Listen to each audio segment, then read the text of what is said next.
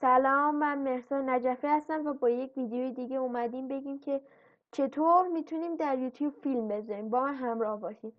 اول از همه این صفحه یوتیوبه، اینی که میبینید این به اضافه توی ویدیو به اضافه میبینید، این رو بزنید و بعد بارگذاری ویدیو صبر میکنید که این لود بشه. وقتی که این لود شد میگه فایلت انتخاب کن. منم میرم فایلم انتخاب میکنم. خب حالا میگه اسم چیزی که میخوای بنویسی. اینجا وقتی مثلا سرچ میکنی، چیزی که سرچ میکنی اینجا به این چیز ربط داره. اینجا معمولا زیرش میاد، معمولا کم بازدیده، بیشتر اینجا مهمتره. حالا من میام مینویسم که چی میخوام بنویسم. حالا مینویسم، حالا من چیزی که خواستم و نوشتم. حالا میرم پایین. وقتی که میرم پایین میگه که میخوای عکس بذارم برای اول فیلمت یا نه. میگم آقا نه. خب اینجا رو براتون توضیح میدم.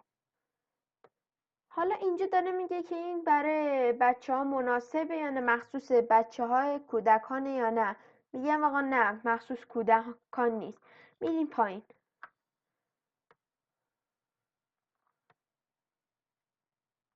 حالا میگه این میخوایم بالای 18 ساله فیلمتون بالای 18 ساله. میگیم نه، بالای 18 سال نیست. میریم قسمت بعدی، نکسو میزنیم.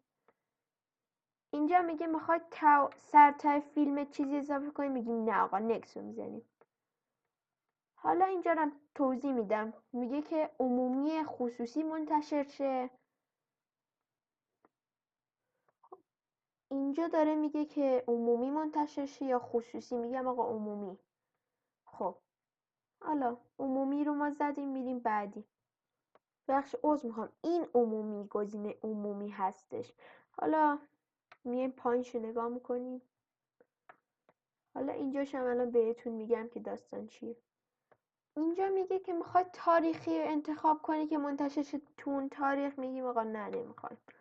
میریم بعدی. اینجوری میشه ویدیو شما. لینکش هم اینجاه. اگه بخواین کپی کنین اینو میزنین، این کپی میشه. حالا من زدم، این کپی شد. حالا اینو میزنین میره دیگه. الان داره لود میکنه که بره.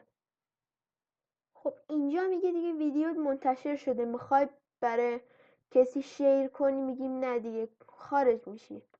حالا فیلم داره صبر میکنیم که فیلممون ببینیم که فیلمش رو ببینه که ارزم به حضور شما فیلمش مناسبه یا نه.